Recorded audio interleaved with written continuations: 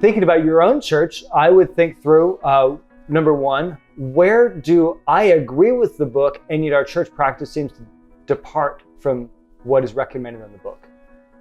And consider taking individual chapters and handing them out to other people in your church. One thing I say at the beginning of the book is that if your pastor handed this book to you to read because you're the admin person in the church, you have my permission to hand the book back and refuse to read it unless your pastor reads it as well.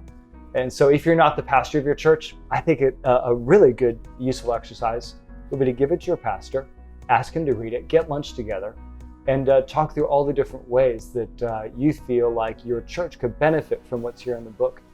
And the reason I say that is because there is so little in the book that can be implemented without the support of the teaching pastor of your church. And so I think you can hand the book out to different folks in your church based on their responsibilities. You can read it with your pastor. If you're a pastor, it might be a really good thing to read with your elders or your deacons as you're trying to help them understand what it looks like to move toward a healthier church.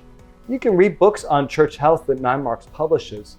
The unique thing about this book is it's written in the language of money, which is a language everybody understands. So you may actually find that this book is going to give you a little bit more traction in helping your leadership team think about church health than maybe you've found elsewhere, because it is dealing with issues that we all grapple with all the time.